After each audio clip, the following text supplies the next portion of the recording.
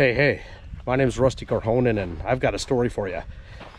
I just got back from a fishing trip up north, and we had to cut it short, and it kind of reminded me that that's really only the second time I've had to change my plans. I went up fishing. I like to fly fish, and some buddies and I decided to go fishing the Hex Hatch up in northern Michigan. And if you don't know what the Hex is, it's the Hexagenia lambada. It's the big Michigan mayfly.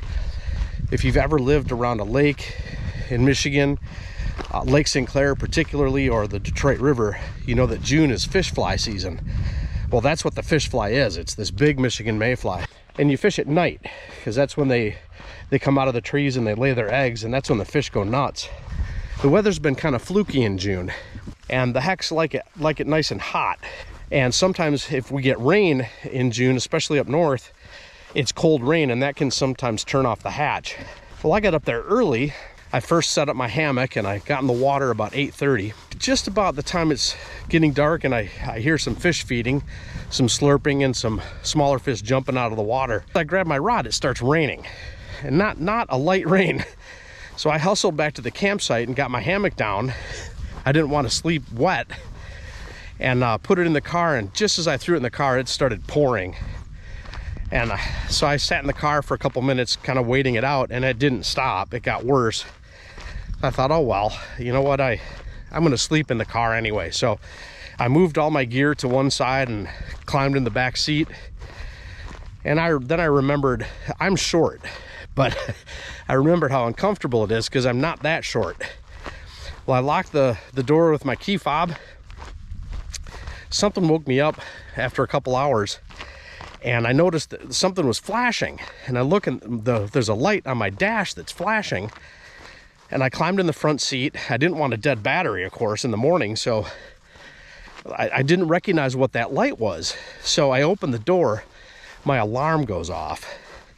Now there's people in campsites on either side of me. It is in the woods, so everybody's sleeping in tents.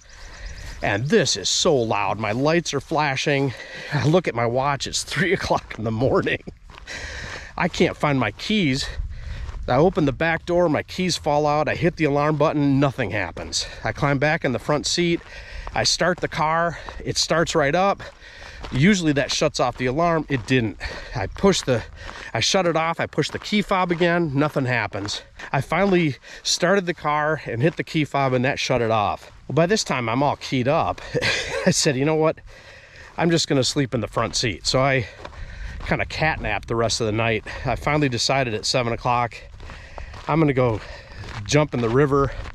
I had some work to do that day before my buddies showed up. So I jumped in the river.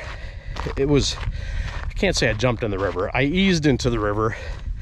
With all that rain, the river was cold.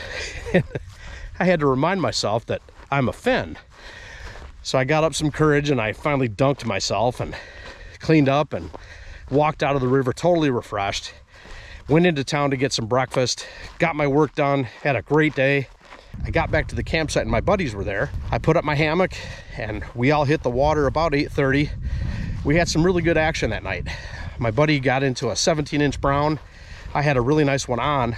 Just had a great night fishing. Well, the next morning, one of my buddies had to go right after breakfast. My other friend and I decided to patrol the river and see what was going on. Nothing was happening. That cold rain coming down was really putting a damper on the hatch, and we were going to stay for another couple days. The rain was supposed to get worse, and then thunderstorms in the late afternoon and into the evening. And I said, I'm not sleeping in my car again, and I'm certainly not sleeping in that hammock with a thunderstorm coming. So we packed it up and came home, cut our trip short. I was really disappointed about that, but I thought, you know, there's one other time. When I was in high school, my dad said, for a graduation gift, I'm going to take you elk hunting out west.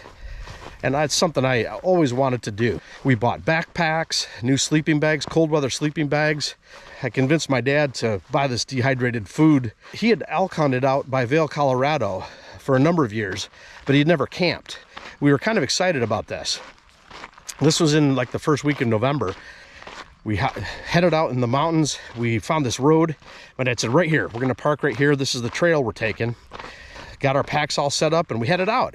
And we agreed we would stop as soon as we saw game, and that's where we'd camp. We hiked in a good 2 hours.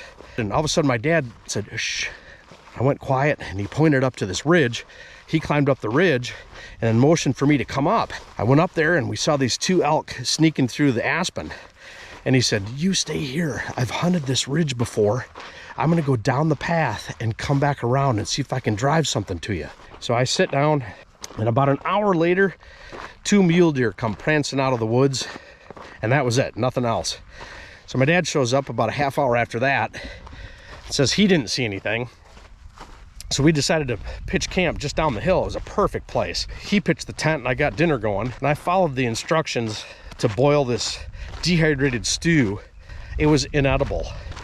It was terrible. I don't know if I messed something up or what, but it was terrible. Well, my dad says, you're not gonna eat that? And I was just dejected. I was hungry, tired. My dad pulls out 2 filet mignon he had put in his pack, and I brightened up. My dad was laughing as we were cooking the steaks, and he said, the look on your face was priceless when I pulled out these steaks. So we had a fantastic dinner, and that night we looked at the stars for a long time, and then we decided to hit the sack. And somewhere in the night, I woke up and my dad is hitting the top of the tent. And I said, what's going on? He said, there's snow. I said, you're kidding me. It's supposed to be clear for 5 days. That's what the weather forecast said.